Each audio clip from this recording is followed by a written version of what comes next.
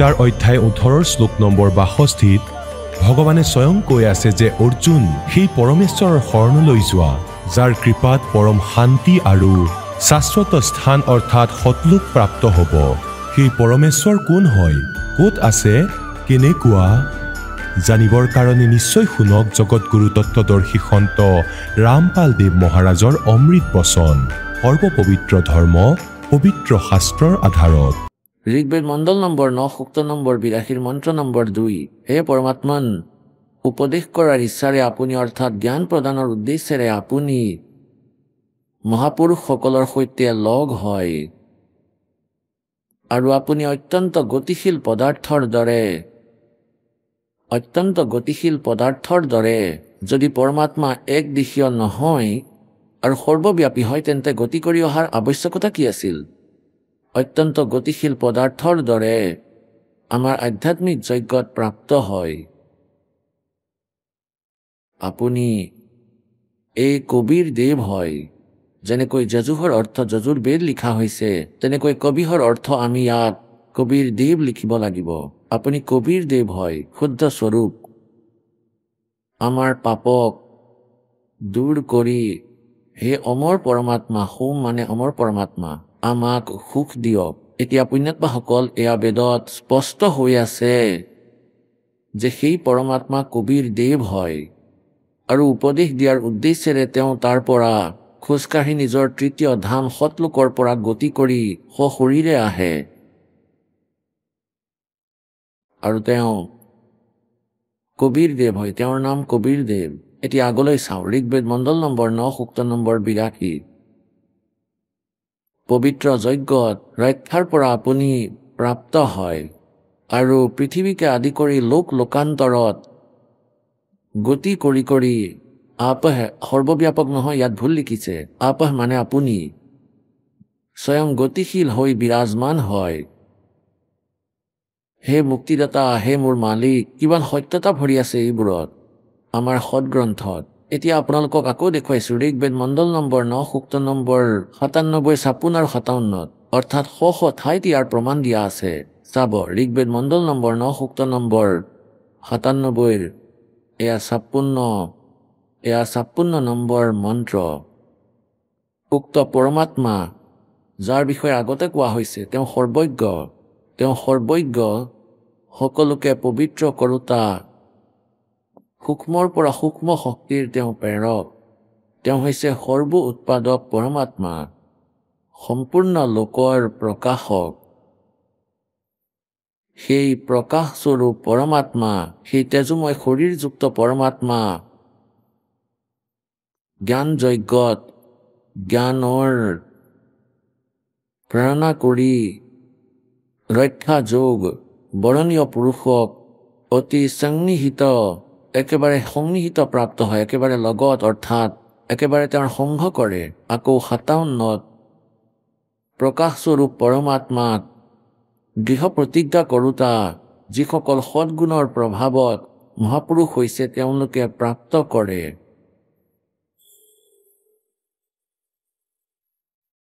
নিষ্কাম কৰ্মী বিদ্বান জ্ঞানৰূপী যজ্ঞৰ বেদীত যিজন শব্দমান হয়, ধীৰ লোক অৰ্থাৎ তত্ত্বদৰ্শী সন্ত, 10 প্ৰাণৰ গতিৰে সৎকৰ্ম অধিক হলে উক্ত পৰমাত্মাৰ স্বৰূপৰ সাক্ষাৎ পায়। তেনেহলে নিৰাকাৰ কেনেকৈ হল? 100 স্থানত লিখা আছে যে তেওঁ সাকাৰ, তেওঁৰ সাক্ষাৎকাৰ কৰে।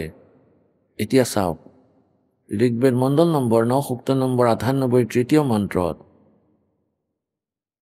ইয়াত লিখা আছে, সেই প্ৰকাশস্বৰূপ পৰমাত্মা যিজন আনন্দময়, তেওঁ ৰক্ষা যোগ কৰি সৎকৰ্মী পুৰুষৰ অন্তঃকৰণত নিজৰ জ্ঞান প্ৰবাহিত কৰে, অৰ্থাৎ তেওঁ জ্ঞান প্ৰদান কৰে। তেওঁ ঊৰ্ধ্ব মানে ওপৰত বিৰাজমান থাকে। তেওঁ ঊৰ্ধ্ব মানে সৰ্বোপৰি বিৰাজমান পৰমাত্মা। তেওঁ আটাইতকৈ ওপৰত সতলোকত বহি আছে। ঠিক আছে, এতিয়া পুণ্যাত্মাসকল, এয়াই হ'ল সেই সত্যনাৰায়ণ কথা। গীতাৰ অধ্যায় নম্বৰ 8 শ্লোক নম্বৰ 1 অৰ্জুনে সুধিছে যে প্ৰভু, আপুনি যি কথা 7ম অধ্যায়ৰ 29 নম্বৰ শ্লোকত মন্ত্ৰত যিজন তৎব্ৰহ্মৰ কথা উল্লেখ কৰিছে যে তেওঁক জনাৰ পাছত আৰু গোটেই আধ্যাত্মিক জ্ঞানক বুজি পোৱাৰ পাছত পৰমাত্মাৰ বিধানৰ সৈতে পৰিচিত হোৱাৰ পাছত ভক্তৰ এই স্থানৰ কোনো বস্তুৰ প্ৰতি আসক্তি নাথাকে। তেওঁ কেৱল জৰা আৰু মৰণৰ পৰা ত্ৰাণ পাবলৈ প্ৰয়াস কৰে। জৰা মানে বৃদ্ধাৱস্থা, কাৰণ এই মানৱ জীৱনৰ আটাইতকৈ ডাঙৰ দুখময় জীৱন, দুখময় সময় হ'ল এই বৃদ্ধাৱস্থা। আৰু মৰণ হ'ল আটাইতকৈ বেয়া, মৰণ মৃত্যু। চাওক, আপোনাৰ ল'ৰা আছে, পৰিয়াল আছে, সম্পৰ্কীয় আছে, ধন সম্পদ আছে, গাড়ী আছে, ঘৰ আছে, কিন্তু 1 মিনিটত মৃত্যু হৈ যায়। আপুনি মৃত্যু হোৱাটো নিবিচাৰে, শেষ নিশ্বাসলৈকে বিচাৰে মৃত্যু নহয়, কিন্তু এইটো কম্পালচৰি। যেতিয়া জ্ঞান হৈ যাব, এই মৃত্যুক আমি পাহৰি যাম। এই মৃত্যুটো এবাৰ হ'বই, কিন্তু ইয়াৰ পাছত আৰু কেতিয়াও নমৰোঁ। এনেকুৱা লোকলৈ গুচি যাম য'ত জৰা আৰু মৰণ নাই, না বৃদ্ধাৱস্থা আছে আৰু না তাত মৃত্যু আছে। তো জৰা মৰণ মোক্ষায় তৎপৰম বিদু। তেওঁ সেই পৰমাত্মাৰ সৈতে পৰিচিত, যিজনে কেৱল জৰা আৰু মৰণৰ পৰা ত্ৰাণ পোৱাৰ প্ৰয়াস কৰে। 8ম অধ্যায়ৰ 1ম মন্ত্ৰত গীতাত প্ৰশ্ন কৰিছে যে সেই কিম তৎ ব্ৰহ্ম। গীতাৰ জ্ঞানদাতাই 8ম অধ্যায়ৰ 3য় মন্ত্ৰত কৈছে যে সেইজন পৰম অক্ষৰ ব্ৰহ্ম। উত্তম পুৰুষেতো অন্য 15 নম্বৰ অধ্যায়ৰ 17 নম্বৰ শ্লোকত এইটো লিংক হৈ গ'ল। তেওঁ পৰম অক্ষৰ ব্ৰহ্ম, এজনতো অক্ষৰ পুৰুষ, অক্ষৰ ব্ৰহ্ম কোৱা বা অক্ষৰ পুৰুষ। এতিয়া সেই অক্ষৰ ব্ৰহ্মও নাশৱান, তেওঁ হ'ল পৰম অক্ষৰ ব্ৰহ্ম। তেওঁ কোন হয়? তেওঁ কবিৰ দেৱ হয়। তেওঁ কবিৰ পৰমেশ্বৰ, যিজন 3য় লোকত থাকে আৰু তাৰ পৰা খোজকাঢ়ি গতি কৰি ইয়ালৈ আহে, যিজন বাৰাণসীত কাশী চহৰত এজন ধানকৰ ভূমিকাত 120 বছৰ বসবাস কৰি এজন তত্ত্বদৰ্শী সন্তৰ ভূমিকা পালন কৰি সশৰীৰে আহিছিল, সশৰীৰে গুচি গৈছিল। তেওঁ পৰম অক্ষৰ ব্ৰহ্ম, তেওঁ সত্যনাৰায়ণ পৰমাত্মা। বলো সতগুৰুদেৱ। পৰম পিতা পৰমেশ্বৰ পূৰ্ণ ব্ৰহ্ম কবিৰ দেৱ, মুক্তিদাতা কবিৰ পৰমেশ্বৰ দেৱৰ অসীম কৃপাৰে আপোনালোক সকলো পুণ্যাত্মাই পৰমাত্মাৰ মহিমা শুনি আছে। আপে আৰতি, আপে সাজে, আপে কিংगर, আপে বজে, আপে তাল ঝঞ্ঝনকাৰা, আপ নচে, আপ দেখনহাৰা। পৰমেশ্বৰ তেওঁ পূৰ্ণ ব্ৰহ্ম, তেওঁ সকলো প্ৰাণীৰ পিতা, তেওঁ কুলৰ মালিক, তেওঁ সচখণ্ডত বাস কৰে, তেওঁ নৰ আকাৰ, তেওঁ মনুষ্য সদৃশ শৰীৰৰ। সেই পৰমাত্মাই তাৰ পৰা গতি কৰি নিজৰ মৰমীয়াল আত্মাসকলক যথাৰ্থ জ্ঞান দিবৰ বাবে আহে। আৰু কাল ভগৱানে, যাক ব্ৰহ্ম বুলিও কোৱা হয়, যাক বেদে ব্ৰহ্ম বুলি কৈছে, সেয়া কাল। তেওঁক জ্যোতি নিৰঞ্জন বুলিও কোৱা হয়, ক্ষৰ পুৰুষ বুলিও কোৱা হয়।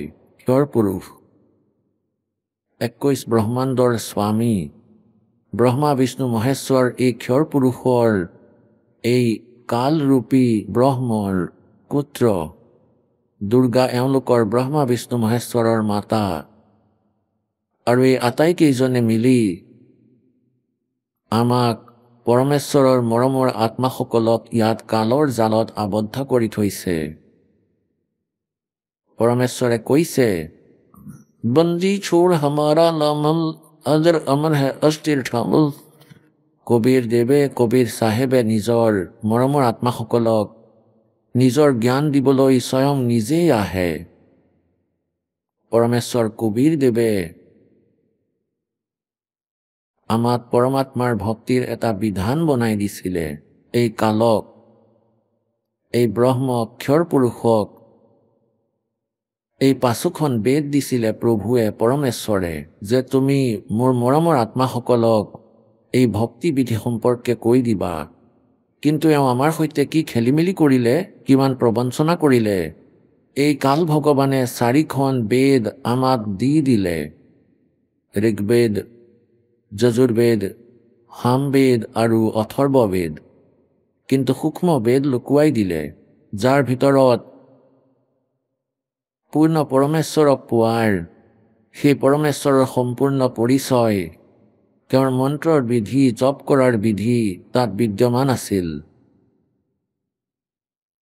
আজি আপোনালোকে পুৱাৰ সৎসংগত শুনিছিলে যে ৪ৰ্থ অধ্যায়ৰ ৩২ নম্বৰ শ্লোকত কোৱা হৈছে সেই সচিদানন্দ ঘনব্ৰহ্মৰ বাণীত ব্ৰহ্মণে মুখে অতি বিস্তাৰ সহকাৰে সৎ সাধনাৰ বৰ্ণনা কৰা আছে।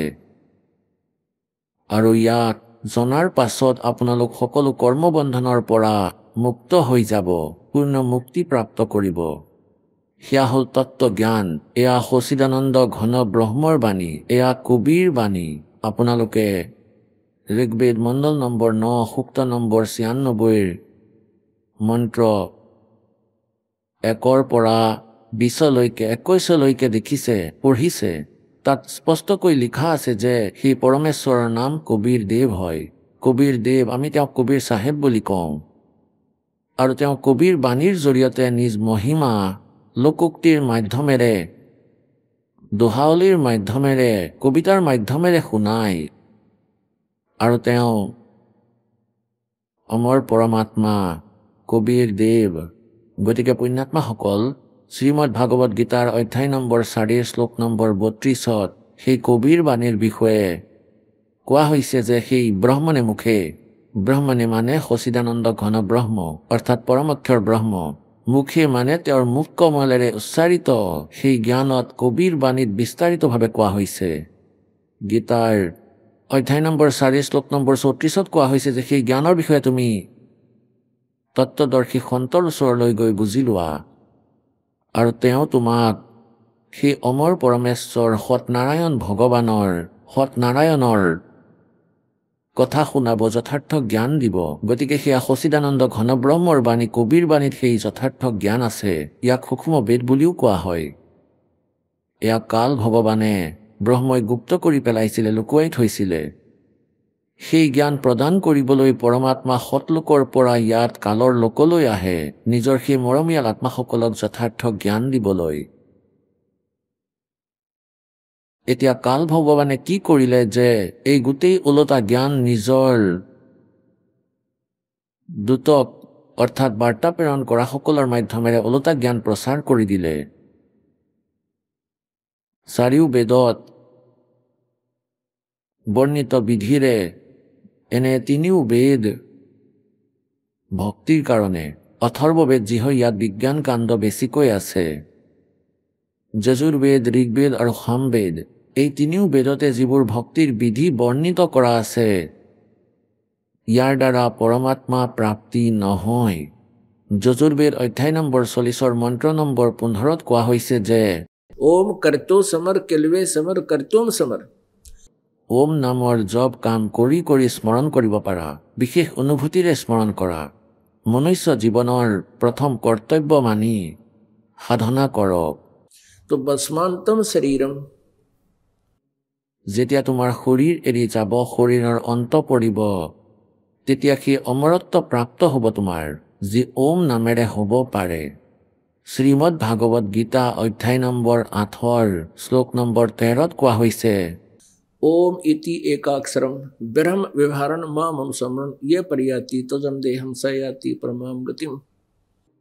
মাম ব্ৰহ্ম, মই ব্ৰহ্মৰ কেৱল এটা ওম আখৰ আছে, আৰু যিয়ে শৰীৰ ত্যাগ কৰাৰ সময়ত স্মৰণ কৰি কৰি এই শৰীৰ ত্যাগ কৰি যায়, তেওঁৰ পৰম গতি প্ৰাপ্ত হয়। অৰ্থাৎ ওম নামৰ পৰা যি লাভ হয় সেইবোৰ প্ৰাপ্ত হয়। শ্ৰীমদ ভাগৱত গীতাৰ অধ্যায় নম্বৰ 11 শ্লোক নম্বৰ 32ত তেওঁ স্বয়ং কৈছে যে মই কাল আৰু সকলোকে খাবৰ কাৰণে আহিছোঁ। গীতাৰ অধ্যায় নম্বৰ 11 শ্লোক 21ত অৰ্জুনে ক'লে পৰমাত্মা আপুনিতো এই সিদ্ধসকলকো খাই আছে, এই দেৱতাসকলকো খাই আছে, ঋষিসকলৰ সমুদায় আপোনাৰ আগত হাতযোৰ কৰি কিয় হৈ আছে যে মংগল হওক, মাফ কৰক, ক্ষমা কৰক, আপুনিতো তেওঁলোককো খাই আছে। তেতিয়া 11 নম্বৰ অধ্যায়ৰ 32 নম্বৰ শ্লোকত কৈছে যে মইতো কাল হওঁ, সকলোকে খাবলৈ প্ৰবৃত্ত হৈছোঁ।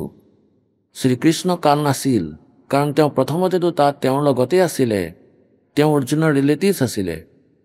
সেই কালে শ্ৰীকৃষ্ণত প্ৰৱেশ কৰি তেওঁ গীতাৰ জ্ঞানৰ বিষয়ে ক'লে।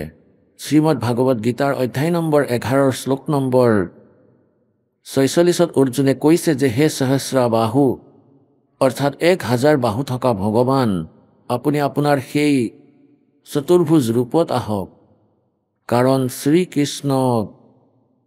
শ্ৰীকৃষ্ণটো বিষ্ণুৰ অৱতাৰ আছিলে আৰু বিষ্ণুদেৱৰ ৰূপত তেওঁ কেইবাবাৰো শ্ৰীকৃষ্ণক দেখিছিলে। সেই অৰ্জুনে ক'লে, হে ভগৱান, যেতিয়া কালে নিজৰ ৰূপ দেখুৱালে 1000 হাত, 1000 মুখ আৰু 1000 এনেকুৱা চকু, তেতিয়া ক'লে যে হে সহস্ৰ বাহু, 1000 বাহু থকা প্ৰভু, আপুনি সেই চতুৰ্ভুজ ৰূপত আহক। এতিয়া গীতা অধ্যায় নম্বৰ 11 শ্লোক 47-48 ক'লে যে অৰ্জুন, এইটো মোৰ যিটো ৰূপ সেইটো বাস্তৱিক ৰূপ হয়, মই কাল হওঁ আৰু মোৰ প্ৰাপ্তি, মোৰ এই ৰূপৰ দৰ্শন যিটো মোৰ অৰিজিনেল ৰূপ হয়, ইয়াৰ যিজন ভগৱান ব্ৰহ্ম হয় তেওঁৰ প্ৰাপ্তিৰ বিষয়ে ক'লে যে মোৰ দৰ্শন, যি মই এতিয়া তোমাক মোৰ দৰ্শন দিছোঁ, মোৰ দৰ্শন মোৰ সাক্ষাৎকাৰ নহয়। এই যি বেদত বৰ্ণিত বিধিৰে, না কোনো জপৰ মাধ্যমেৰে, তপৰ মাধ্যমেৰে, না কোনো ক্ৰিয়াৰ মাধ্যমেৰে একোৰেই সম্ভৱ নহয়। ইতি সিদ্ধম পুণ্যাত্মাসকল, ইতি সিদ্ধম, যে বেদত বৰ্ণিত বিধিৰে প্ৰভু প্ৰাপ্তি নহয়। ইয়াৰে বেলেগ লাভ হৈ যায়, যেনেকৈ হঠযোগ কৰিলে সিদ্ধি হয়, ওম নামৰ জপ কৰিলে ব্ৰহ্মলোক প্ৰাপ্ত হয়। গীতাৰ অধ্যায় নম্বৰ 8 শ্লোক নম্বৰ 16 কৈছে যে ব্ৰহ্মলোক পৰ্যন্ত এই সকলোৱেই পুনৰাবৃত্তি হয়। অৰ্থাৎ সকলো ব্ৰহ্মলোকলৈকে যোৱা প্ৰাণীৰ সকলোৰে পুনৰ জন্ম মৃত্যু হয়, পূৰ্ণ মুক্তি নহয়। পুণ্যাত্মাসকল, গীতা জ্ঞানদাতাই অধ্যায় নম্বৰ 4 শ্লোক নম্বৰ 5 আৰু 9 কৈছে, অৰ্জুন, তোমাৰ আৰু মোৰ বহুবাৰ জন্ম হৈ গ'ল, তুমি নাজানা, কিন্তু মই জানো। মোৰ জন্ম আৰু কৰ্ম দিব্য। শ্ৰীমদ ভাগৱত গীতা অধ্যায় নম্বৰ 2 শ্লোক 12 কৈছে যে অৰ্জুন, তোমাৰ আৰু মোৰ বহুবাৰ জন্ম হৈ গ'ল, আগতেও হৈছিলে, আগলৈও হ'ব। এইটো নাভাবিবা যে আমি বৰ্তমানত আছো। শ্ৰীমদ ভাগৱত গীতা অধ্যায় নম্বৰ 10 শ্লোক নম্বৰ 2 এই গীতা জ্ঞানদাতা কালে কৈ আছে যে মোৰ জন্মৰ বিষয়ে ঋষি দেৱতাই নাজানে, কাৰণ এই সকলোৰে জন্ম মোৰ পৰাই হৈছে। ইয়াৰে সিদ্ধ হ'ল যে গীতা জ্ঞানদাতাৰ জন্মটো হৈছে, যিয়ে শ্ৰীকৃষ্ণত প্ৰৱেশ কৰি কৈ আছে।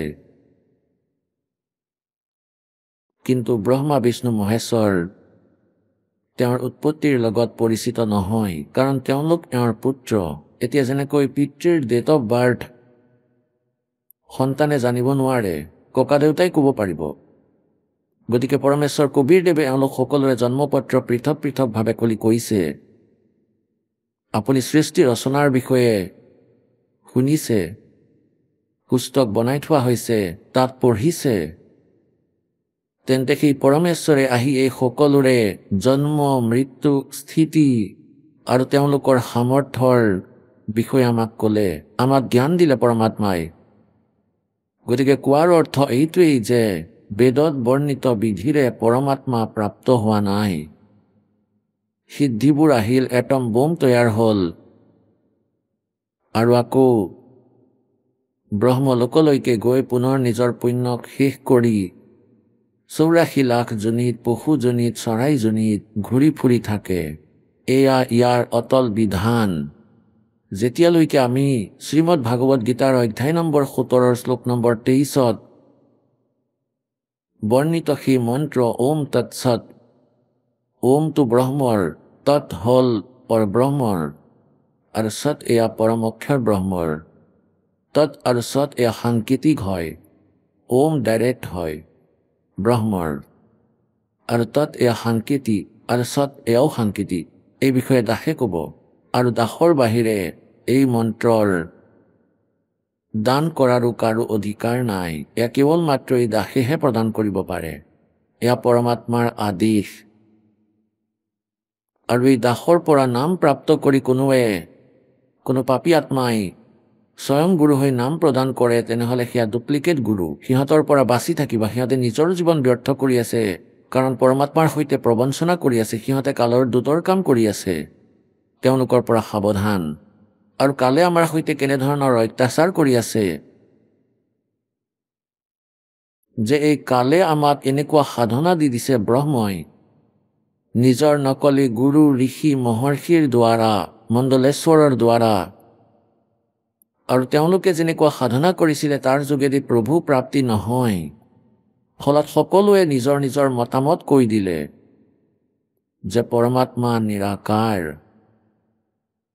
আৰু কালে প্ৰতিজ্ঞা কৰিছিলে যে মই কেতিয়াও কাকো দৰ্শন নিদিওঁ। গীতাৰ অধ্যায় নম্বৰ 7 শ্লোক 24 আৰু 25 যে এই মূৰ্খ জনসমুদায়ে মোক মনুষ্য সদৃশভাৱে শ্ৰীকৃষ্ণ ৰূপত দেখি আছে, মই কৃষ্ণ নহয়। আৰু এওঁলোক মোৰ নিকৃষ্ট অনুত্তম মোৰ এই নিকৃষ্ট নিয়মৰ সৈতে পৰিচিত নহয় যে মই কেতিয়াও কাৰো সন্মুখত প্ৰকট নহওঁ, মই কাকো দৰ্শন নিদিওঁ। তেওঁ প্ৰতিজ্ঞা কৰিছিলে যে মই কেতিয়াও নিজৰ বাস্তৱিক ৰূপত কাকো দৰ্শন নিদিওঁ। গতিকে পুণ্যাত্মাসকল, যাৰ ফলত প্ৰত্যেক প্ৰাণীয়ে প্ৰত্যেক মানুহে সেই লোকবেদৰ আধাৰত ইয়াক ফাইনেল বুলি মানি ল'লে যে গড ইজ ফৰ্মলেছ, পৰমাত্মা নিৰাকাৰ। মই বিষ্ণুদেৱৰ পূজা কৰিছিলোঁ, শ্ৰীকৃষ্ণক ইষ্ট ৰূপত মানিছিলোঁ, ভগৱান শিৱক বিশেষ আদৰেৰে পূজা কৰিছিলোঁ। আৰু তেতিয়াও কোনোৱে কৈছিলে যে মই ধ্যান কৰোঁ। কোনোৱে সুধিছিলে আপুনি কি দেখা পায়? কেৱল প্ৰকাশ আৰু প্ৰকাশ দেখা পাওঁ। ভগৱান কেনেকুৱা? ভগৱান নিৰাকাৰ। তেনেহ'লে বিষ্ণুদেৱ কি হয়? শ্ৰী বিষ্ণুদেৱৰ আমি মূৰ্তি নিৰ্মাণ কৰিছিলোঁ, তেওঁক পূজা কৰিছিলোঁ, তেওঁক ইষ্ট বুলি মানিছিলোঁ, আৰু তথাপিও কৈছিলোঁ যে গড ইজ ফৰ্মলেছ, ভগৱান নিৰাকাৰ। গতিকে এয়া আছিল এখন লোকবেদ আছিলে। परमेश्वर कबीर जी कहते हैं कि खोजत खोजत था किया अंत कहा बेचून। प्रयास কৰি কৰি ক্লান্ত হৈ পৰিল, কিন্তু দৰ্শন পোৱা নাই। কাৰণ তেওঁলোকৰ ৱে অফ ৱৰ্শ্বিপ ভুল আছিল, তেওঁলোকৰ পূজাৰ বিধি সঠিক নাছিল। সেইকাৰণে পৰমাত্মাৰ দৰ্শন নাই পোৱা। আৰু সকলোৱে নিজৰ এটাই সিদ্ধান্ত ফাইনেল কৰি ল'লে যে পৰমাত্মা নিৰাকাৰ। এতিয়া কালে এই চলনা কৰিলে যে হয়তো পৰমাত্মাও আহিব পাৰে নিজৰ মৰমৰ আত্মাবোৰৰ বাবে, আৰু তেওঁ আহি ক'ব আই এম গড, মই ভগৱান। তেতিয়া কোনেও নুশুনিব। তেওঁ শিল মাৰিব, পাথৰ মাৰিব, সিহঁতে ক'ব গড পৰমাত্মা নিৰাকাৰ। মুছলমান ধৰ্মত যদি কোনোৱে কয় যে পৰমাত্মা সাকাৰ হয় বুলি, তেওঁ শাস্তি পোৱাৰ যোগ্য। পুণ্যাত্মাসকল, এনেদৰেই খ্ৰীষ্টান ধৰ্মতো ঈশ্বৰক সাকাৰ বুলি গণ্য কৰা নহয়, কেৱল ঈশ্বৰৰ দূতক বিশ্বাস কৰে, দেৱতাসকলক, দূতসকলক। একেধৰণেই মুছলমান ধৰ্মতো, ঠিক তেনেকৈ হিন্দু ধৰ্মতো পৰমাত্মাক নিৰাকাৰ বুলিয়েই কৈ থকা হৈছিলে। এনেদৰেই শিখ ধৰ্মতো নিৰংকাৰ কহতো এক নিৰংকাৰ, য'ত নেকি পৰমাত্মা সাকাৰ হয়, মনুষ্য সদৃশ হয়, সশৰীৰৰ হয়, তেওঁৰ নাম কবীৰ। গতিকে পুণ্যাত্মাসকল, যেতিয়া পৰমেশ্বৰ ইয়ালৈ আহিছিলে, এই কাল ভগৱানে পৰমাত্মাৰ এটা কথাও আমাক শুনিবলৈ দিয়া নাছিল। এই নকলি গুৰু সন্ত ঋষি মহৰ্ষিয়ে কৈছিল যে পৰমাত্মাটো নিৰাকাৰ হয়। এই শিপিনীয়ে মিছা কথা কৈ আছে, আৰু তেওঁ নিজকে ভগৱান বুলি কৈছে, আৰু ব্ৰহ্মা বিষ্ণু মহেশ্বৰক নাশৱান বুলি কৈ আছে, দেৱতাৰ নিন্দা কৰি আছে। এওঁৰ কথা মন নিদিবা।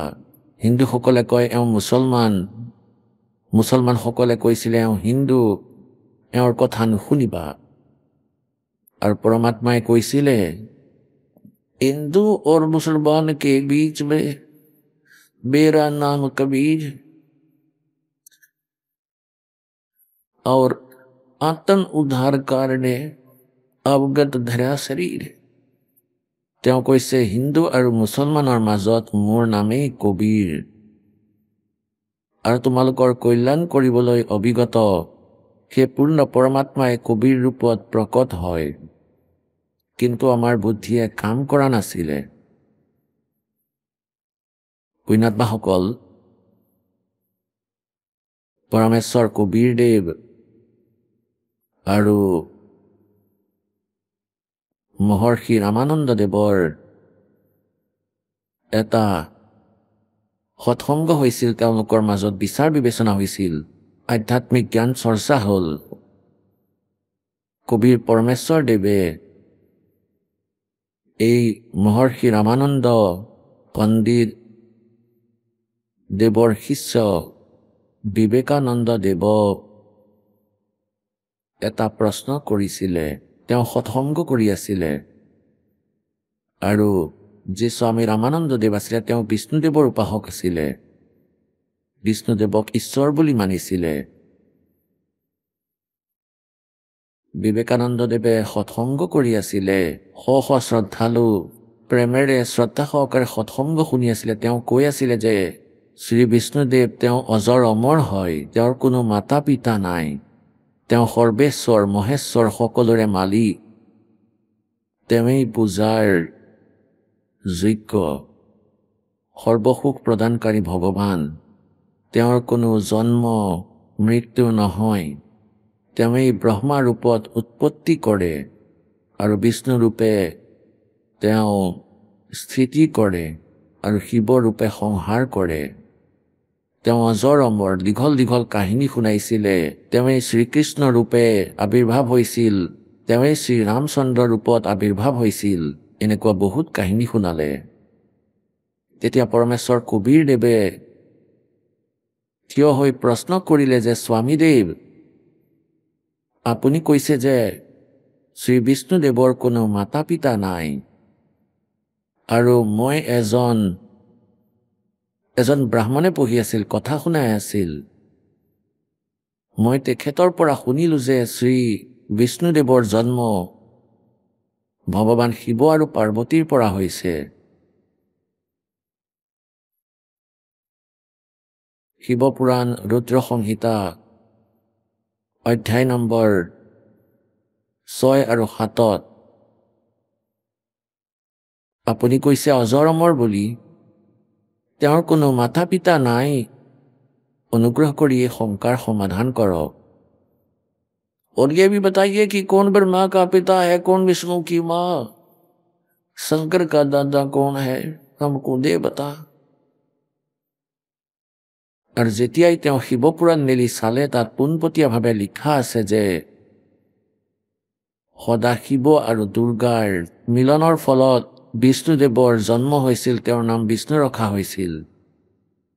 এতিয়া সদগ্ৰন্থবোৰ সংস্কৃতত লিখা আছিল, শিৱপুৰাণো সংস্কৃত ভাষাত লিখা আছিল। তেওঁ পঢ়িছিলে, জানিলে আৰু বুজিলে, কিন্তু অভিমানবশতঃ এই বিষয়টোক নিজৰ মান সন্মানৰ প্ৰশ্ন কৰি তুলিলে। এই অকৰ্মণ্যহতে পৰাজয় মানি ল'ব লাগিছিলে, স্বীকাৰ কৰি ল'ব লাগিছিলে যে তুমি ঠিক কৈ আছা বোপাই, ঠিক আছে ভগৱান বুলি নামানা, কিন্তু 5 বছৰীয়া বালক বুলিতো মানি লোৱা। তেওঁ 5 বছৰৰ আয়ুসৰ আছিল, লীলাময় কবিৰ পৰমেশ্বৰৰ দেখুৱাই আছিল তেওঁ, কাৰণ তেওঁ প্ৰত্যেক যুগত এজন শিশুৰ ৰূপ ধাৰণ কৰি সৎলোকৰ পৰা সশৰীৰেৰে আহে, এজন বালকৰ ৰূপ ধাৰণ কৰি প্ৰকট হয়, লাহে লাহে লীলাময় হৈ তেওঁ ডাঙৰ হয়। গতিকে সেই সময়ত 5 বছৰ আয়ুসৰ আছিল, কিন্তু অভিমানবশতঃ তেওঁৰ কথা নামানিলে। শিৱপুৰাণ আপোনালোকক দেখুৱাই আছো। এতিয়া পুণ্যাত্মাসকল, এইখন সেই সৎগ্ৰন্থ যিখন 1000 বছৰ পূৰ্বে লিপিবদ্ধ হৈছিল শ্ৰী বেদ ব্যাসদেৱৰ দ্বাৰা, আৰু এই ব্ৰাহ্মণ ঋষি মহৰ্ষি মণ্ডলেশ্বৰে এই পুথি পঢ়ি আছে, কিন্তু এতিয়ালৈকে আমাৰ লগত ক্লিয়াৰ কৰিব পৰা নাই যে ব্ৰহ্মা বিষ্ণু মহেশ্বৰ তেওঁলোক কি স্থিতিত আছে। তেওঁলোকক সৰ্বেশ্বৰ মহেশ্বৰ সৰ্বশক্তিমান বুলি কয়, তেওঁলোকৰ কোনো মাতা পিতা নাই বুলি। আৰু আগতে দেৱী ভাগৱত দেখুৱাও, তেওঁলোকে নিজে স্বীকাৰ কৰিছে যে আমি নাশৱান।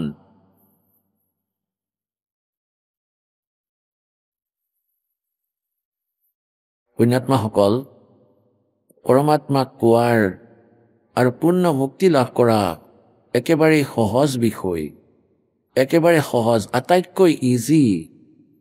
দুখন ৰুটিৰ যোগাৰ কৰাও কঠিন হয়, কিন্তু মুক্তি একেবাৰেই সহজ। কঠিন বিষয়টো হ'ল যে আমি বিশ্বাস কৰিব লাগিব আমি যি সাধনা কৰি আছো এয়া আমাৰ সঠিক। কাৰণ শাস্ত্ৰবিধি ত্যাগ কৰি যিয়ে মনৰ মতে পূজা কৰে, গীতাৰ অধ্যায় নম্বৰ 16 শ্লোক 23 অনুসৰি, তেওঁলোকৰ নাতো কোনো গতি হয়, না কোনো সুখ হয়, না কোনো সিদ্ধি হয়, ইউজলেছ।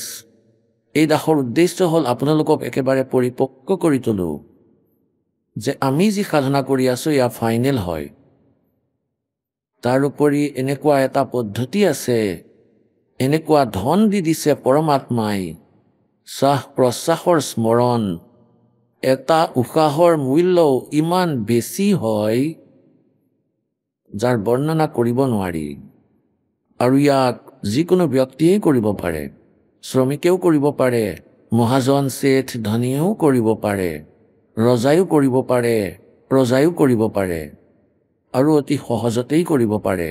কিন্তু আমাৰ ওপৰত যিবোৰ বাধা আছে, সকলোতকৈ ডাঙৰ বাধা আমাৰ ওপৰত এইটো আছে যে সংসাৰে যিবোৰে সাধনা কৰি আছে, ক্ৰিয়া কৰ্ম কৰে, তেওঁলোকে শাস্ত্ৰবিধি ত্যাগ কৰি লোকবেদৰ আধাৰত কৰি আছে, আৰু আমি সেইবোৰ নকৰোঁ।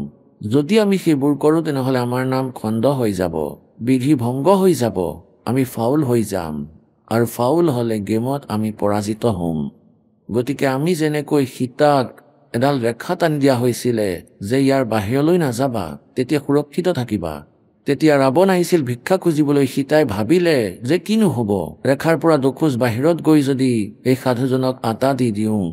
যেতিয়াই বাহিৰলৈ গ'ল তেতিয়া কিমান সংকট পাৰ্চেজ কৰি ল'লে, কিমান সংকটক আঁকোৱালি লৈ ল'লে। এনেকুৱাই এই কাল হয়। পৰমাত্মাই যি ৰেখা টানি ৰাখিছে নিয়মৰ, ইয়াক ভংগ নকৰিবা, সপোনতো ভংগ হ'বলৈ নিদিবা। সপোনতো কোৱাৰ ভাৱ এইটোৱে যে সপোনত ভংগ হ'বও পাৰে, একো অসুবিধা নাই। যেনেকৈ এজন ভক্ত আহিছিলে, মই কেতিয়াও বিড়ি নাখাওঁ, কিন্তু মই সপোনত বিড়ি খাইছিলোঁ নাম লোৱাৰ পিছত। গতিকে সপোনত ভংগ নহয়। মোৰ কোৱাৰ উদ্দেশ্য হ'ল যে এই নিয়মক অতি সাৱধানে পালন কৰিবা, তেতিয়াহে আপুনি অতি সহজতে সফল হৈ যাব। গতিকে সমগ্ৰ সংসাৰ সমাজ এই ৰঙতে ৰঙীন হৈ আছে। আমাৰ এটা পৰিয়ালত এজন দুজন সদস্যই উপদেশ লয়, বাকী সকলো সেই ৰঙতেই থাকে। লাহে লাহে গাড়ী লাইনত আহি যায়, কিন্তু সময় লাগে। গতিকে তেতিয়ালৈকে আমি কেতিয়াও এনেকৈয়ে টনাজোৰা লাগি আছে, আৰু কালৰ এয়া জাল যে এওঁৰ নাম খণ্ড হৈ যাওঁ, তেতিয়া মই ইয়াক নিজেই চাই লম। परमेश्वर कहते हैं अनंत कोटबाजी जहां हमने रचे सकल ब्रह्मांड और कह कबीर मैं के करूं यू काल करे जीव खंड। এতিয়া পৰমাত্মাই কৈছে, মই ইমান সমৰ্থবান, সমগ্ৰ ব্ৰহ্মাণ্ডৰ ৰচনা মই কৰিছিলোঁ, মই সকলো ৰচিছোঁ, মই সকলো কৰিব পাৰোঁ, কিন্তু আমি এটা নিয়মত বান্ধ খাই গৈছোঁ। পৰমাত্মাই এটা বচন দিছিলে ইয়াক, এই কালক। কালে কৈছিলে ব্ৰহ্মই যে হে প্ৰভু, যদি আপোনাৰ জ্ঞানত আধাৰিত থাকে, আপোনাৰ মৰ্যাদাত থাকে, তেন্তে আপোনাৰ, আৰু যদি আপোনাৰ মৰ্যাদাত নাথাকে তেন্তে সেইজন মোৰ হ'ব। তো परमेश्वर कहते हैं जब तक हंसा हमारी आना और काल लगेंगे तेरा बाना। যেতিয়ালৈকে মোৰ মৰ্যাদাত ভক্ত থাকিব, সন্ত থাকিব, মোৰ সাধক থাকিব, আমাৰ আইন কানুনত মৰ্যাদাত, তেতিয়ালৈকে কালৰ এটেক হ'ব নোৱাৰে। গতিকে কালে পোনপ্ৰথমে এয়াই কাম কৰে, ভক্তৰ নাম খণ্ডন কৰাৰ চেষ্টা কৰে। আৰু যেতিয়াই কানেকশ্যন কাটি যায়, আপুনি ঘৰত বিদ্যুতৰ কানেকশ্যন লৈছে, ফেনো চলি আছে, টিউবলাইটো জ্বলি আছে, এচিও চলি আছে, সকলো কাম হৈ আছে, আৰু যেতিয়া কানেকশ্যন কাটি যায় যিকোনো কাৰণত, তেতিয়া সকলো সুবিধা বন্ধ হৈ যাব।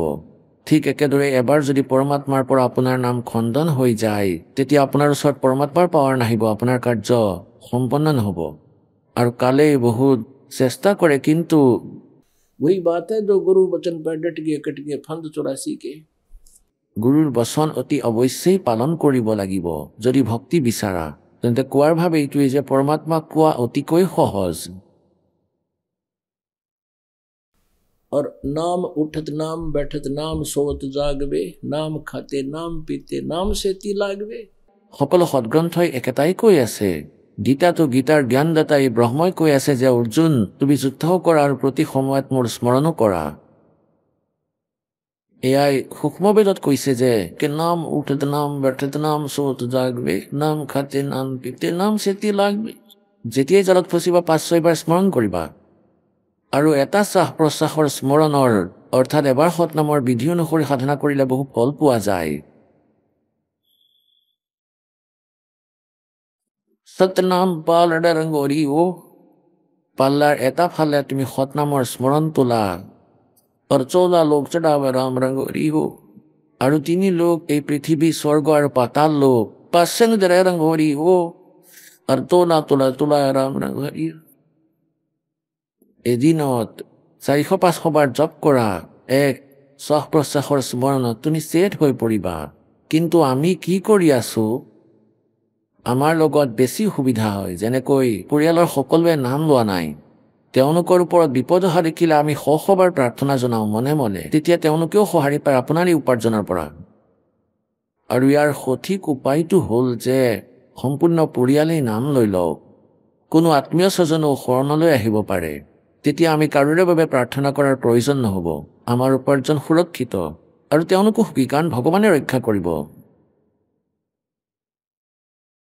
প্ৰথমতে বিশ্বাস কৰিব লাগিব যে এই দাসে যি শব্দ বচন কৈ আছে এয়া নিজৰ কোৱা নাই এয়াটো হৈছে পৰমেশ্বৰৰ বচন তেওঁ যিবোৰ 600 বছৰ আগতে কৈছিলে দাসে এজ এ টেপ ৰেকৰ্ডাৰ সেইবোৰ মনত ৰাখি আপোনালোকক আদেশ দিয়াছো যে ভগৱানৰ এয়া আদেশ যদি পালন কৰা তেন্তে সফল হ'ব কাৰণ এয়া ভগৱানৰ বিধান ইউজলেছ হ'ব নোৱাৰে তেওঁৰ এটা বচনো ব্যৰ্থ হ'ব নোৱাৰে গতিকে এই কথা আপুনি কেতিয়া বুজি পাব কিমান দিন লাগিব আপোনাক ইয়াক বুজিবলৈ সেই দিনৰ অপেক্ষাত আছো গতিকে আপোনালোকক সেয়া বুজাবৰ কাৰণে ইমান চেষ্টা কৰি আছো ইমান সৎগ্ৰন্থ দেখুৱাই আছো গতিকে পুণ্যাত্মাসকল পৰমাত্মা কোৱাটো অতিকৈ সহজ মুক্তিটো অতি সহজ এয়া সত্য বুলি মানি ল'বা এয়া কোনো কঠিন বিষয় নহয় এই জ্ঞান আপুনি এনেকৈ বুজি পাব লাগিব যে আপোনাৰ মৃত্যুটো হ'বই এয়াটো ডেফিনিট আমাৰ মত থাকক অথবা নাথাকক কান্দুৱে বা যেনেকৈ নহওক মৃত্যু হ'বই কিন্তু তাৰ আগতে আমি ইমান ভজন কৰিব লাগিব আৰু মৃত্যুৰ সময়ত এটা ফৰ্মুলা আছে মালিকে কৈছে যা আশা কাবাসা হৈ মন কৰম বচন সুমৰিয় সৈ যদি আপোনাৰ নিজৰ পুত্ৰৰ প্ৰতি নিজৰ সম্পত্তিৰ প্ৰতি স্বামীৰ প্ৰতি পত্নীৰ প্ৰতি যিকোনো প্ৰকাৰৰ আস্থা ভাই ভনী আত্মীয় স্বজন আপোনাৰ যদি আস্থা থাকি যায় তেন্তে আপুনি সৎলোকলৈ যাব নোৱাৰিব লাগিলে যিমানেই ভক্তি নকৰক গতিকে শেষৰ সময়ত আমাৰ আস্থা মৃত্যুৰ সময়ত এই ভয় থাকিব যে ভগৱান যদি জন্ম লওঁ আকৌ প্ৰচিডিউৰ আৰম্ভ হ'ব জন্ম হ'ল লেখা পঢ়া কৰিলে চাকৰি নোপোৱাত হাজিৰা কৰিলে বিয়া বাৰু পাতিলে ল'ৰা ছোৱালী হ'ল কিছু ঢুকালে কিছু বাচিল মূৰ মাৰিলে গোটেই দিন খোৱা বোৱা আৰু কাম কৰা লিখা পঢ়া কৰা আৰু শুই যোৱা পিছদিনা আকৌ পঢ়া আৰু শুই যোৱা সেয়া কি প্ৰচিডিউৰ প্ৰতি মুহূৰ্ততে মৃত্যুৰ ভয় কি জীৱন গতিকে এই যন্ত্ৰণা মনত ৰাখিবা कोर्ट जन्म तल बरबल टोगे कुछ नहीं हाथ लगारी कुकर सुकर खरबाबो रे कुवाहन सुगारी এয়া এনেকুৱা ফৰ্মুলা এটা জ্ঞান পৰমাত্মাৰ একেবাৰে শেষত আপোনাৰ বহুত কামত আহিব গতিকে মৃত্যুৰ সময়ত সকলো পাহৰি যাব সকলো বস্তুৰ কথা আৰু সৎ লোকৰ ধ্যান কৰিব বাহিৰাকৈ দেখুৱা নহয় ভিতৰৰ পৰা ব্যাকুল হ'ব লাগিব যেনেকৈ কোনো বালক কৰবালৈ যাবলৈ ব্যাকুল হয় সিহঁত ইমান ব্যাকুল হৈ পৰে যে আন ক'তো সিহঁতৰ মন নাযায় একমাত্ৰ সিয়াই টাৰ্গেট হয় এনেকুৱা হৈ যাব লাষ্টত আপোনাৰ প্ৰচুৰ উপাৰ্জন হ'ব কিন্তু ইয়াক বৰবাদ নকৰিবা ব্যৰ্থ হ'বলৈ নিদিবা তাকো আশীৰ্বাদ নিদিবা ভৰি চুব নিদিবা আৰু নিজৰ মৰ্যাদাত থাকিবা কাৰণ ইয়াৰ দ্বাৰা আমাৰ উপাৰ্জন শেষ হয়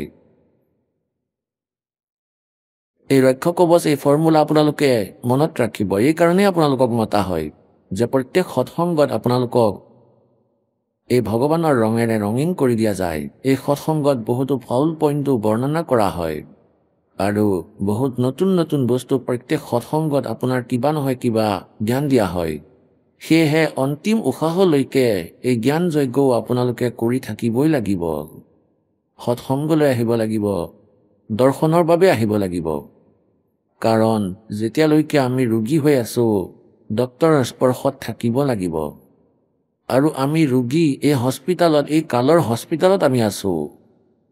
কালৰ আমি এই পৃথিৱীত আমি যেতিয়ালৈকে জীয়াই আছোঁ তেতিয়ালৈকে আমি ৰোগী। আৰু এই ট্ৰিটমেণ্টেৰে আপোনাৰ জন্ম মৃত্যুৰ ৰোগ নিৰাময় হ'ব। আৰু অন্তিম উশাহলৈকে, ৰোগ মুক্ত নোহোৱালৈকে আপুনি ঔষধ সেৱন কৰিবই লাগিব। ৰাম নাম ৰটতে ৰহো জব তক ঘটনা ত্ৰাণ আৰু কদে দিন জাল কৰ দিলত পড়েগি কা। অন্তিম উশাহলৈকে স্মৰণ কৰিব লাগিব। এয়াই গীতাৰ অধ্যায় নম্বৰ 8 শ্লোক নম্বৰ 13 কোৱা হৈছে যে ओम इति एकाक्षरम ब्रह्म व्यवहारण व मनुसमरण ये पर्याति तदन्ते हंसाय याति प्रभावति। অন্তিম সময়তো এই মন্ত্ৰ স্মৰণ কৰি গ'লে তেওঁ ব্ৰহ্মলোকলৈ গুচি যায়। আৰু সেই পৰমেশ্বৰৰ গীতাৰ অধ্যায় নম্বৰ 8 শ্লোক নম্বৰ 7 আৰু 5 গীতাৰ জ্ঞানদাতাই কয় যে মোক স্মৰণ কৰিলে মোক প্ৰাপ্ত কৰিবা। গীতাৰ অধ্যায় নম্বৰ 8 শ্লোক নম্বৰ 8, 9, 10 কোৱা হৈছে যে অৰ্জুন, যিয়ে সেই পৰমেশ্বৰ পৰমাক্ষৰ ব্ৰহ্মৰ সাধনা কৰে, এই 3 মন্ত্ৰৰ জপ কৰে, তেন্তে শেষ সময়ত ভক্তিৰ শক্তিৰে তেওঁকেই প্ৰাপ্ত কৰে। যা আশা তা বাসা হৈ আৰু মন কৰম বচন সুৱৰীয় চৈ। তেতিয়া আমাৰ এই ভক্তিৰ শক্তিও আমাক সহায় কৰিব। সেই সময়ত পৰমাত্মাই এনেকুৱা ব্যৱস্থা বনাব আপোনাৰ যে আপোনাৰ একো কথাই মনলৈ নাহিব আৰু জ্ঞান আপোনাৰ লগত থাকিব। গতিকে এনেকৈ পৰমাত্মাক পোৱা সৎলোকলৈ যোৱা অতি সহজ, কিন্তু মৰ্যাদা পালন কৰা অতি কঠিন। কাৰণ নিয়ম নীতি হ'ল সেইবোৰ যিবোৰ আমি কৰিব নালাগিছিলে। বিড়ি, মদ, মাংস, ধূমপান কৰা এয়া মনুষ্যৰ খাদ্য নহয়, এয়া ৰাক্ষসৰ আহাৰহে।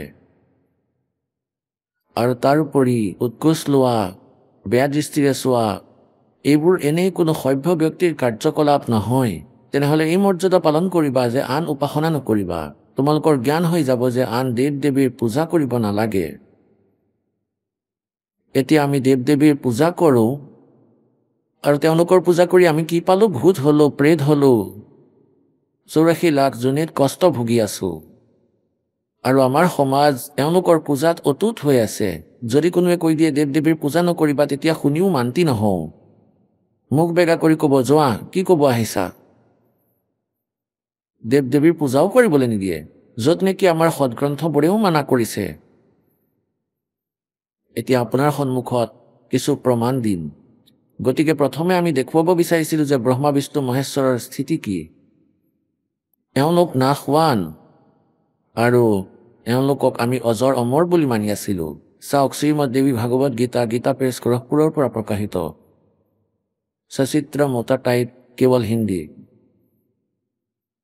এইখন ক'ৰ পৰা? ইয়াৰ প্ৰকাশক কোন? ইয়াৰ সম্পাদক হ'ল হনুমান প্ৰসাদ পোদ্দাৰ, শ্ৰীমান লাল গোস্বামী।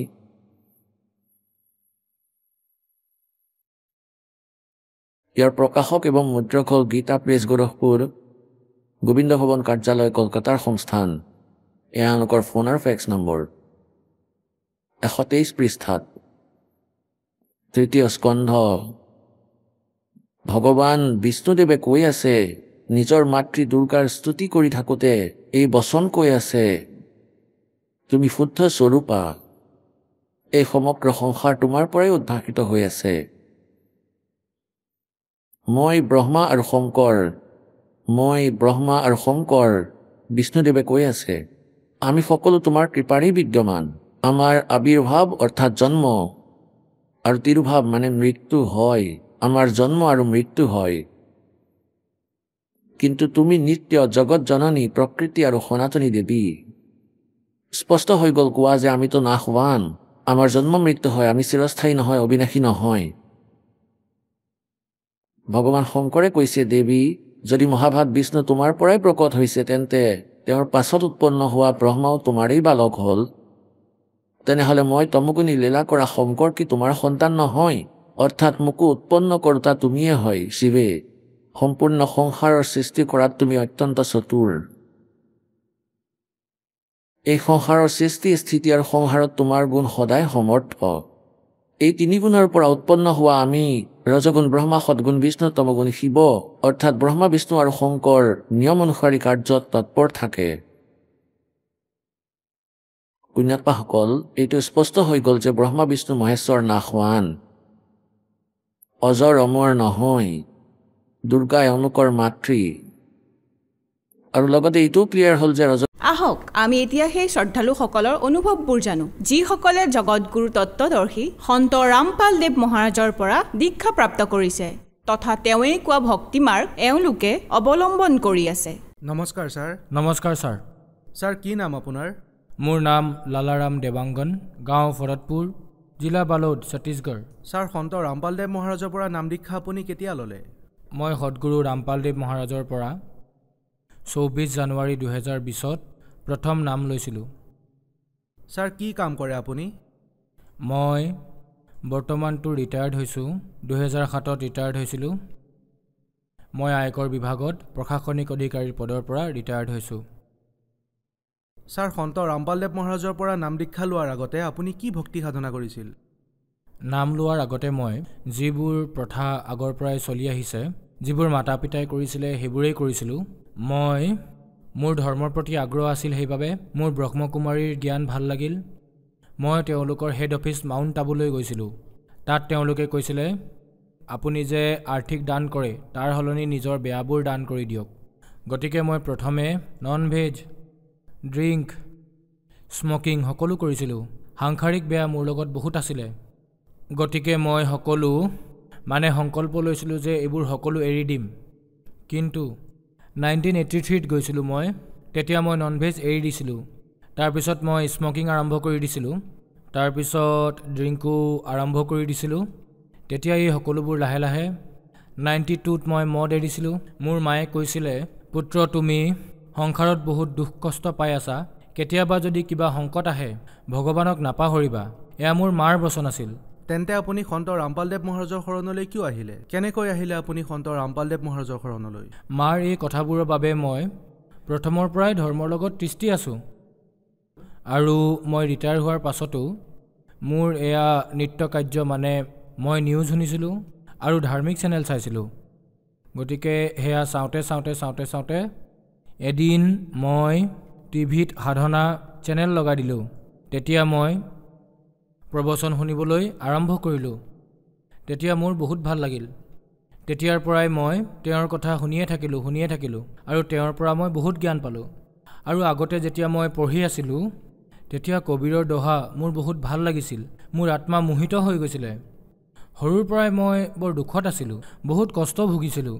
গতিকে এতিয়াহে বুজি পালোঁ যিবোৰ মোৰ পক্ষৰ মাতা পিতা দুয়ো পক্ষৰ ওচৰৰ যি সম্পৰ্কীয় আছিল তেওঁলোক মোৰ পৰা জ্বলিছিল আৰু তেওঁলোকেই মোক ভূত প্ৰেত পঠিয়াই অশান্তি দিছিল।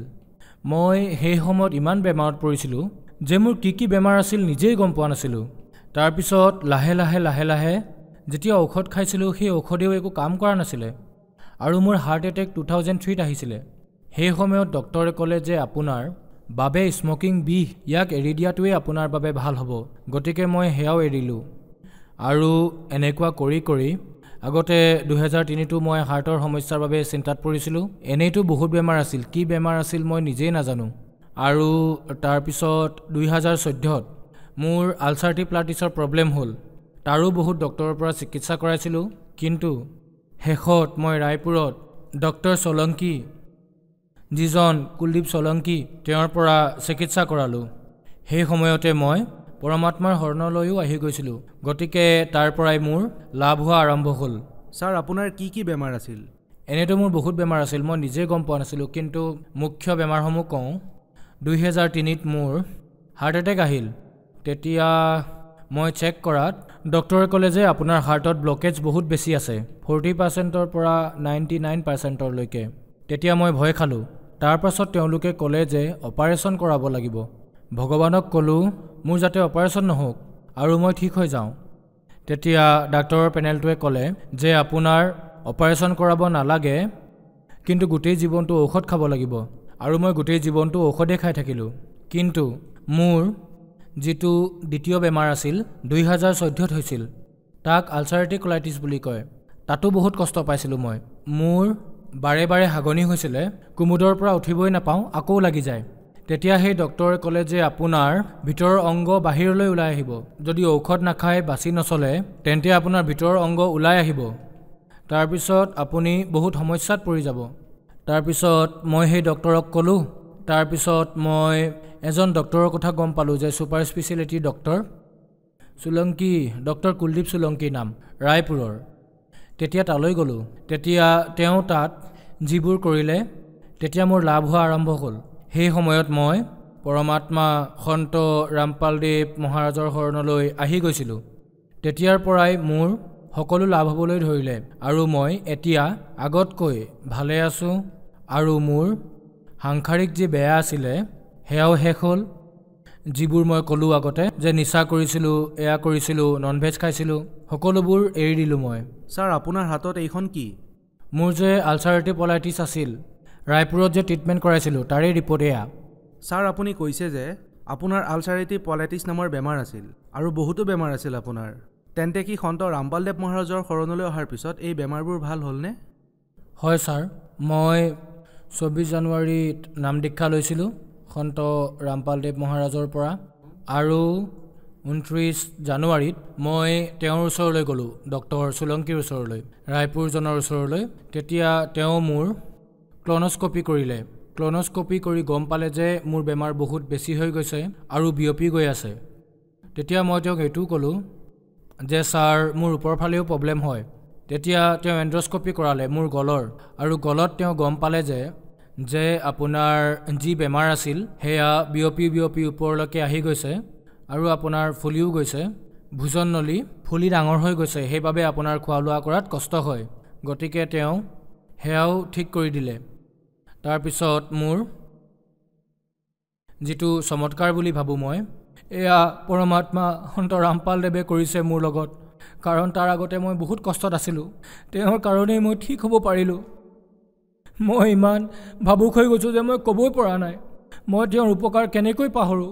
মোৰ সদগুৰু পৰমাত্মা ৰামপালদেৱ মহাৰাজক আৰু তাৰপিছত ক্ৰনস্কপিৰ পৰা যেতিয়া এয়া গম পালে তাৰপাছত ওপৰৰ সমস্যাৰ বাবে তেওঁ মোক ক'লে যে আপোনাৰ এণ্ডস্কপি কৰাব লাগিব তেতিয়া গলৰ বুকুৰ এণ্ডস্কপি কৰালে মোৰ তেতিয়া গম পালে যে মোৰ বেমাৰটো ভয়ংকৰভাৱে বিয়পি গৈছে আৰু তাৰ উপৰি মোৰ খোৱাটো কষ্ট হয় তেওঁ কথাবোৰ ঠিকেই অনুমান কৰিলে গতিকে এই চমৎকাৰ মোৰ পৰমাত্মাৰ যেনেই লাগে সদগুৰু ৰামপালদেৱৰ যেনেই লাগে মই বেমাৰৰ পৰা ইমানেই চিন্তিত আছিলোঁ হাৰ্টৰ বেমাৰৰ ঔষধ ইমান খাইছিলোঁ আৰু আলচাৰেটিভ কলাইটিছৰো খাইছিলোঁ তথাপিও মই লাভ পোৱা নাছিলোঁ তাৰপিছত মই পৰমাত্মাক প্ৰাৰ্থনা জনালোঁ হে পৰমাত্মা আপুনি সকলোৰে বেমাৰ ঠিক কৰি দিয়ে গতিকে মোৰো বেমাৰ ভাল কৰি দিয়ক তাৰপিছত ঔষধবোৰে কাম দিবলৈ ধৰিলে আৰু বহুত সকাহো পালোঁ সন্ত ৰামপালদেৱৰ দয়াত মই সুস্থ আগতে কথাই ক'ব পৰা নাছিলোঁ এতিয়া মই কথা ক'ব পাৰোঁ যেতিয়া ৰায়পুৰলৈ গৈছিলোঁ তেতিয়া ডক্টৰে কৰা এয়া ক্লনস্কপি আৰু তেওঁ এয়া চাই ভয় খাই গৈছিলে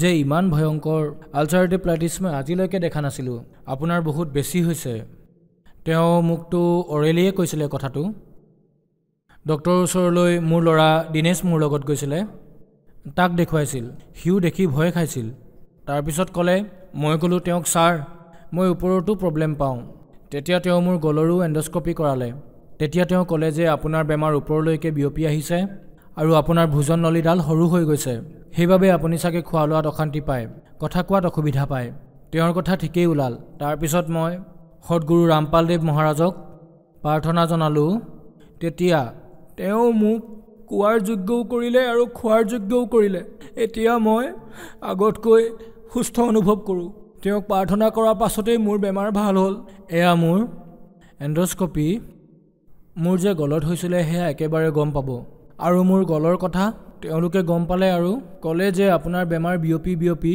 ওপৰলৈকে আহিলে আপোনাৰ ভোজন নলী একেবাৰে সৰু হৈ গৈছে আৰু এয়া মোৰ এণ্ডস্কপি ৰিপৰ্ট এতিয়া মই সদগুৰু ৰামপালদেৱ মহাৰাজৰ পৰা দীক্ষা লোৱাৰ পিছত নাম দীক্ষা লোৱাৰ পিছত মই পূৰ্ণৰূপেৰে সুস্থ অনুভৱ কৰোঁ আৰু মই সাংসাৰিক কামো কৰিব পাৰোঁ মোক কষ্ট কৰিব মানা কৰিছে তথাপিও আগতে মই ইমান দুৰ্বল হৈ গৈছিলোঁ একোৱেই কৰিব নোৱাৰিছিলোঁ খোজকাঢ়িব নোৱাৰিছিলোঁ ক'ব নোৱাৰিছিলোঁ না ড্ৰাইভ কৰিব পাৰিছিলোঁ একোৱেই কৰিব নোৱাৰিছিলোঁ কিন্তু এতিয়া সন্ত ৰামপালদেৱ মহাৰাজৰ কৃপাত মোক এতিয়া সকলো কাম কৰাৰ সাহস তেওঁৱে দিলে মানসিক সামৰ্থ্যতা তেওঁৱে দিছে ছাৰ আপুনি ইনকাম টেক্স বিভাগৰ পৰা এটা অফিচাৰ পদত ৰিটায়াৰ্ড হৈছে আৰু ডক্টৰে কৈছে যে আপোনাৰ যি আলচাৰেটিভ পলাইটিছ বেমাৰ আছিলে সেয়া বহুত বেছি হৈ গৈছে গতিকে যি বেমাৰ ডক্টৰে ঠিক কৰিব পৰা নাই সেয়া সন্ত ৰামপালদেৱ মহাৰাজে ঠিক কৰি আছে আজিৰ এই বিজ্ঞানৰ যুগত মানুহে কেনেকৈ বিশ্বাস কৰিব কি লজিক আছে ইয়াত ইয়াৰ পিছৰ লজিকটো হ'ল যে যিবোৰ সাংসাৰিক বেমাৰ দুৰাৰোগ্য বেমাৰো তেওঁৰ মন্ত্ৰত ইমান শক্তি আছে, সন্ত ৰামপালদেৱ মহাৰাজৰ বচনত ইমান শক্তি আছে, যি নাম দিয়ে, নাম মানে যি মূল মন্ত্ৰ দিয়ে যিটো পৰমাত্মা কবীৰদেৱৰ, আৰু সেই নামতেই ইমান শক্তি আছে যে তেওঁ দুৰাৰোগ্য বেমাৰকো ঠিক কৰি দিব পাৰে। ছাৰ, আপুনি কৈছে যে আপুনি ব্ৰহ্মকুমাৰী পন্থত আছিল। ব্ৰহ্মকুমাৰী পন্থতো নাম দিয়ে, তেওঁৰ নামৰ পৰাতো আপোনাৰ বেমাৰ ভাল নহ'ল, কিন্তু সন্ত ৰামপালদেৱ মহাৰাজৰ পৰা নাম দীক্ষা লোৱাৰ পিছত আপোনাৰ সকলো বেমাৰ ভাল হৈ গ'ল। ইয়াৰ কাৰণ কি? হয়, তেওঁলোকে নাম নিদিয়ে, তেওঁলোকে কেৱল ব্ৰহ্মাকে মানে, ব্ৰহ্মাই সকলো, আৰু শিৱক মানে, মেইন ভগৱান বুলি মানে। মই তেওঁলোকক মুৰ্গী বুলি কওঁ, যি তেওঁলোকৰ শিক্ষা, আৰু তেওঁলোকে যি কয় সেয়াও প্ৰেত বাধা যেনেই লাগে মোৰ, কাৰণ তেওঁলোকৰ যি প্ৰমুখ কেৱল ব্ৰহ্মকুমাৰী, তেওঁলোকৰ মাজত প্ৰেত আহে আৰু সি যি কয় সেইটোৱে সংসাৰৰ মানুহক কয়। কেৱল তেওঁলোকে নাম নিদিয়ে, তেওঁলোকো ভ্ৰমিত, তেওঁলোকো আন ভগৱানক মানি আছে, য'ত নেকি প্ৰকৃত পৰমাত্মা কবীৰদেৱহে হয়। এইবোৰ জ্ঞান নাই তেওঁলোকৰ, তেওঁলোকে ব্ৰহ্মকেই মেইন বুলি মানে আৰু শিৱ বাবাক। গতিকে ইয়াত পাৰ্থক্য আছে, আৰু এয়া যথাৰ্থ আৰু প্ৰকৃত জ্ঞান সেয়া পৰমাত্মা কবীৰদেৱৰ হয়, কিয়নো সন্ত ৰামপালদেৱ মহাৰাজৰ ৰূপত আহিছে কবীৰদেৱ, তেওঁৱে সকলো ক'ব পাৰে, তেওঁৰ তাতে সকলো শক্তি আছে, আৰু গোটেই বিশ্বতেই নিজৰ মৰমৰ আত্মা সকলোকে ঠিক কৰি দিব। ছাৰ, আপুনি কৈছে যে আপুনি কবীৰ পৰমাত্মাক মানে, কিন্তু আজিলৈকে যি ইতিহাস আছে কবীৰদেৱ সন্ত ৰূপতহে বিশ্বত প্ৰসিদ্ধ হৈছে। আপুনি কবীৰ চাহেবক পৰমাত্মা বুলি কেনেকৈ ক'ব পাৰে? ময়ো সন্ত ৰামপালদেৱ মহাৰাজৰ সৎসংগ শুনি শুনিয়েই, কিয়নো তেওঁ বেদৰ পৰা গীতাৰ পৰা যিমানবোৰ সৎগ্ৰন্থ আছে তেওঁ খুলি খুলি দেখুৱাই কয়, চোৱা চোৱা এইটো প্ৰমাণ। আৰু 600 বছৰ আগতে কবীৰ পৰমাত্মাই নিজে আহিছিলে আৰু তেওঁৰ কথাটো বিশ্বাস কৰা নাছিলে, কাৰণ আজিকালিৰ পণ্ডিতসকলে যিসকল নকলি গুৰু তেওঁলোকক কালে পঠিয়াইছে, আৰু তেওঁলোকৰ জ্ঞান আধৰুৱা জ্ঞান হয়, ভ্ৰমিত জ্ঞান, তাৰ দ্বাৰা একোৱেই কল্যাণ নহয়। কল্যাণ যদি হয় কেৱল সন্ত ৰামপালদেৱ মহাৰাজ গুৰুৰ বচনৰ দ্বাৰা শেষ হ'ব, তেওঁ শৰণলৈ গৈ নাম ল'লেহে হ'ব, তাৰ বাহিৰে আন কোনো চিকিৎসা নাই। আপোনাৰ কোৱাৰ অৰ্থ এয়াই যে সন্ত ৰামপালদেৱে প্ৰমাণৰ সৈতে সিদ্ধ কৰিছে যে কবীৰ চাহেবেই ভগৱান। গতিকে যিসকল শ্ৰদ্ধালুৱে আপোনাক চাই আছে তেখেতসকলক আপুনি কি ক'ব বিচাৰিব? গতিকে মই এই আধাৰতে মই পৰমাত্মাৰ বাৰ্তানো কি দিম, মই নিজৰ অভিজ্ঞতাৰ পৰাই কৈছোঁ।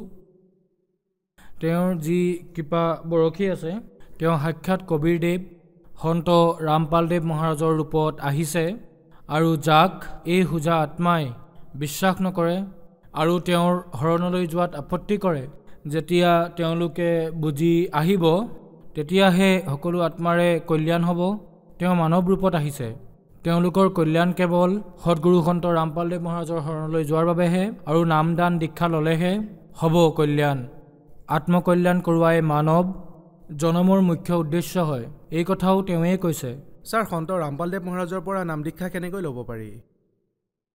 সন্ত ৰামপালদেৱ মহাৰাজৰ পৰা নাম দীক্ষা, তেওঁ যে সৎসংগ আহে টিভিত, তাৰ তলত হালধীয়া শাৰী এটা আহে, তাত নম্বৰ দিয়া থাকে, সেই নম্বৰত আপুনি ফোন কৰি আপুনি নিজৰ নাম ঠিকনা দি তেতিয়া আপোনাক তেওঁলোকৰ আচলতে ঠায়ে ঠায়ে নামদান কেন্দ্ৰ খোলা আছে। গতিকে এতিয়া যিসকলে নাম ল'ব বিচাৰে সন্ত ৰামপালদেৱ মহাৰাজৰ পৰা ল'ব পাৰে আৰু নিজৰ কল্যাণ কৰাব পাৰে। ধন্যবাদ ছাৰ। Thank U sir.